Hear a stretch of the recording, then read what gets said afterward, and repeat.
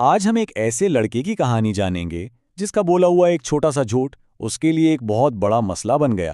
چلیں دیکھتے ہیں کہ کیسے ایک معمولی سی غلطی کسی کی زندگی کو مشکل میں ڈال سکتی ہے۔ کہانی میں آگے بڑھنے سے پہلے ذرا اس سوال پر غور کیجیے، کیا واقعی ایک چھوٹا سا معمولی سا جھوٹ اتنا طاقتور ہو سکتا ہے کہ وہ ہماری پوری زندگی کا رخ ہی بدل دے؟ تو کہانی کا پہلا حصہ ہمارے مرکزی کردار علی اور اس ایک جھوٹ کے بارے میں ہے جس نے سچ پوچھیں تو سب کچھ بدل کر رکھ دیا۔ یہ ہے علی، ایک بہت ہی ذہین اور قابل طالب علم، لیکن اس میں صرف ایک مسئلہ تھا۔ اسے چھوٹی چھوٹی باتوں پر جھوٹ بولنے کی عادت تھی۔ تو ہوا کچھ یوں، علی نے اپنا ہوم ورک نہیں کیا تھا۔ جب ٹیچر نے پوچھا کہ بھائی کام کیوں نہیں کیا تو اس نے فوراً کہہ دیا کہ میں بیمار تھا، اور ٹیچر نے اس کی بات پر یقین بھی کر لیا۔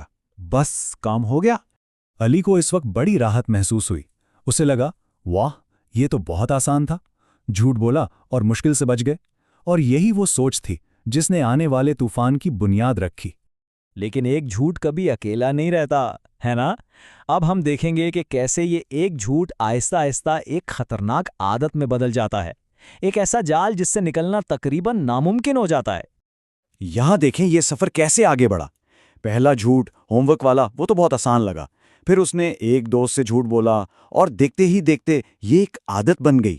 اور پھر جب ایک بڑا مسئلہ آیا تو جھوٹ بھی بڑا بولنا پڑا اور اس کے نتائج بھی سنگین ہو گئے۔ اور پھر وہ دن آ ہی جاتا ہے جب ہر چیز بدل جاتی ہے۔ یہ وہ مقام ہے جہاں جھوٹ کی وہ بنیاد جس پر علی کھڑا تھا اب بری طرح ٹوٹنے لگتی ہے۔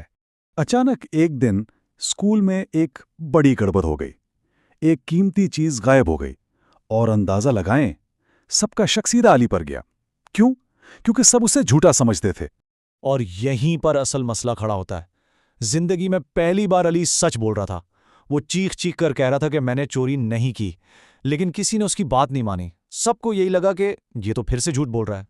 ذرا اس کیفیت کو محسوس کرنے کی کوشش کریں جب آپ سچ بول رہے ہوں اور پوری دنیا آپ کو جھوٹا سمجھ رہی ہو۔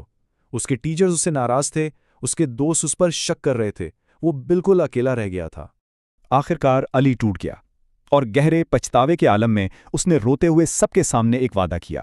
اس نے اعتراف کیا کہ وہ جھوٹ بولتا رہا ہے، اور قسم کھائی کہ آئندہ کبھی ایسا نہیں کرے گا۔ تو اس سارے واقعے کا انجام کیا ہوا، اور اس سے ہمیں اور علی کو کیا سبق ملا؟ آئیے دیکھتے ہیں۔ کچھ ہی دنوں بعد سچ سامنے آ گیا۔ اصلی چور پکڑا گیا اور علی بے گناہ ثابت ہو گیا۔ لیکن اصل کہانی اس کی بے گناہی کی نہیں تھی، بلکہ اس سبق کی تھی جو اس نے اپنی غلطی سے سیکھا تھا۔ بات تھی اعتماد کی۔ یہ وہ چیز ہے جو شیشے کی طرح ہوتی ہے، ایک بار ٹوٹ جائے تو جڑنا بہت مشکل ہوتا ہے۔ علی کے چھوٹے چھوٹے جھوٹوں نے اس کے اعتماد کو پوری طرح سے توڑ دیا تھا۔ تو آخر میں اس پوری کہانی سے ہم کیا سیکھتے ہیں؟ پہلی بات تو یہ کہ جھوٹ چاہے کتنا ہی چھوٹا کیوں نہ ہو، نقصان دیتا ہی دیتا ہے۔ دوسری بات یہ کہ عزت ہمیشہ ایمانداری سے ملتی ہے، اور سب سے اہم، جب کوئی شخص اعتبار کھو دیتا ہے تو اس کا سچ بھی جھوٹ لگنے لگتا ہے۔ آخر میں بس ایک ہی بات یاد رکھنے کی ہے، سچ کا راستہ شاید شروع میں مشکل لگے، لیکن منزل ہمیشہ سکون اور نجات کی طرف ہی لے کر جاتی ہے۔